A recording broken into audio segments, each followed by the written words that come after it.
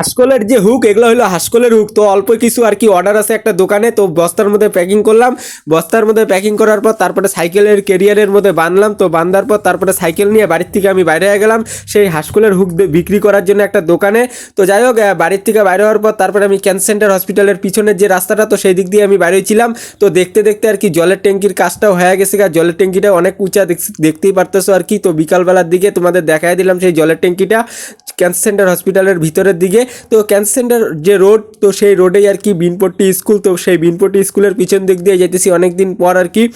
সেটাও আমি তোমাদের দেখাই দিলাম বিনপট্টি স্কুলটা আর কি প্রাইমারি স্কুল। তো ক্যান্সার সেন্টার হসপিটালের রাস্তা হয়, তারপরে আমি আসলাম হলো রেলগুন্টির এই জায়গায়। তো রেলগুন্টি চৌপতিটা তোমরা দেখতেই পারলা। তো রেল লাইনের পাশ দিয়ে আমি আসলাম, তারপর আর কি স্টেশন চৌপতি যে, তো স্টেশন চৌপতির এই জায়গায় এসে পড়লাম আর কি। তখন প্রায় বিকালবেলার দিকেই ছিল আর কি, প্রায় দুপুর বিকালবেলার দিকে আর কি। তো স্টেশন চৌপতির সোজা রাস্তা হয়, আর তারপরে আমি আসলাম মরাপড়া চৌপতির এই জায়গায় সাইকেলের পেট্রোল মারতে মারতে আর সাইকেল চালাইতে চালাইতে তারপর আমি বাস সাইডে ঘুরলাম। তো বাস সাইডে ঘোরার পর তারপরে আমি চলে আসলাম গুড়িয়াহাটি যে, তো গুড়িয়াহাটি রেলগেটের এই জায়গায়। তো এই জায়গায় একটা হার্ডওয়ার্সের দোকানে এই হুকগুলা দিতে আসছিলাম, হাসকলের হুকগুলা। তো তারপরে এই জায়গায় আর কি কুত্তা আমাকে ধরতে নিছিল, তো ধরতে পাই নাই। যাই হোক সাইকেলের স্পিডটা একটু বাড়াইয়া দিছিলাম। তো যাই হোক রেলগেটটা পার করার পর তারপরে ডান সাইডে এই যে এই হার্ডওয়ার্সের দোকানটা, তো এই হার্ডওয়ার্সের দোকানে আসছিলাম সেই হুকগুলা দিতে হাসকলের। তো এই দোকানে আর কি, তো এই হুকের যে বস্তাটা শক্ত করে লাগানি ছিল আর কি, তো তার জন্য আর কি রশিটা খুলতেছি। তো রশিটা খোলার পর সাইকেলটা তালা মারার পর হুকের বস্তাটা এই দোকানে দিয়ে দিছি। তো দেওয়ার পর তারপরে সাইকেল নিয়ে আমি বাইরে হয়ে গেলাম সেই জায়গার থেকে।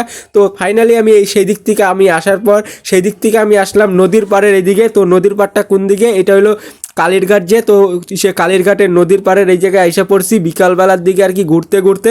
তো বিকালবেলার দিকে তারপরে আমি এই দিক দিয়ে আমি অন্য রাস্তা দিয়ে ঢুকছিলাম। তো তারপর আমি আসলাম ধামাল আড্ডার এই জায়গায়। তো ধামাল আড্ডার এই জায়গায় আসার পর সাইকেলটা এই জায়গায় রাখলাম। তো রাখার পর কিছুক্ষণ এই জায়গায় কাটানোর পর নদীতে, তো নদীর ভিউটাও আমি তোমাদের দেখাই দিলাম বিকালবেলার দিকে। তো নদীর ভিউটা দারুণ লাগতেছিল।